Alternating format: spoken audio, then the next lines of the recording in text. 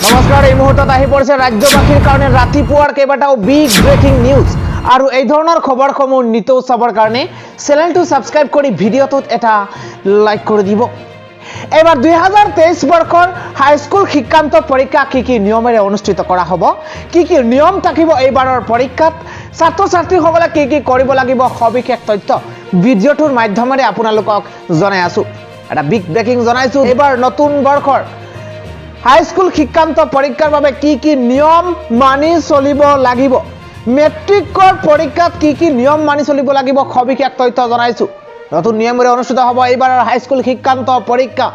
নতুন শিক্ষানীতি অনুসৰি সাল সলনি হৈছে পুৰণি কেইবাটাও নীতি নিয়ম।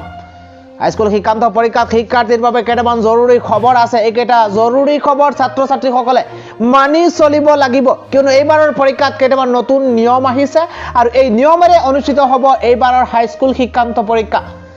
এইবাৰৰ মেট্ৰিক পৰীক্ষা 4টা বিষয়ত থাকিব পৃথক উত্তৰ বহী। ছাত্ৰ ছাত্ৰীসকলে লাভ কৰিব 4টা বিষয়ত পৃথককৈ উত্তৰ বহী। কি বিষয়ত পৃথককৈ উত্তৰ বহী থাকিব? প্ৰথমে কোৱা হৈছে ইংৰাজী, বিজ্ঞান, সমাজ বিজ্ঞান আৰু গণিতত এই 4টা বিষয়ত থাকিব পৃথকে উত্তৰ বহী। ইফালে কোৱা হৈছে 50% অবজেক্টিভ প্ৰশ্ন থাকিব 4টাকৈ বিষয়ত।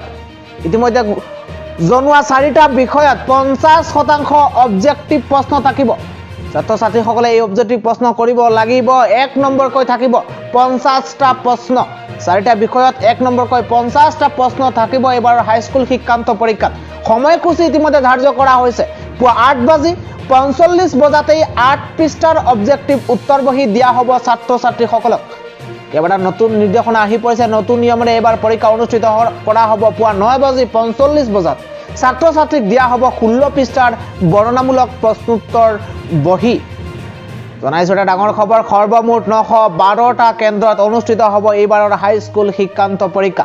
ছাত্ৰ ছাত্ৰীসকলে মানি চলিব লাগিব কেইবাটাও নীতি নিৰ্দেশনা। 3 মাৰ্চৰ পৰা ৰাজ্যত মেট্ৰিক পৰীক্ষা অনুষ্ঠিত কৰা হ'ব আৰু এইবাৰ নতুন নিয়মেৰে অনুষ্ঠিত কৰা হ'ব পৰীক্ষা। 4,23,000 ছাত্ৰ ছাত্ৰী এইবাৰৰ হাইস্কুল শিক্ষান্ত পৰীক্ষাত অৱতীৰ্ণ হ'ব। শিক্ষা বিভাগৰ তৰফৰ পৰা জনোৱা হৈছে এইবাৰ 4,23,000 ছাত্ৰ ছাত্ৰী অৱতীৰ্ণ হ'ব মেট্ৰিকৰ পৰীক্ষাত, কিয়নো পূৰ্বৰ নীতি নিয়ম কিছু সাল সলনি কৰা হৈছে। এইবাৰ 2023 চলিত বৰ্ষৰ হাইস্কুল শিক্ষান্ত পৰীক্ষাত 3 মাৰ্চৰ পৰা যিহেতু অনুষ্ঠিত কৰা হ'ব আৰু এই পৰীক্ষাত 912টা কেন্দ্ৰত অনুষ্ঠিত কৰা হ'ব পৰীক্ষা আৰু পুৱা 9:45 বজাত ছাত্ৰ ছাত্ৰীক 16 পৃষ্ঠাৰকৈ বৰ্ণনামূলক প্ৰশ্নোত্তৰ বহী দিয়া হ'ব।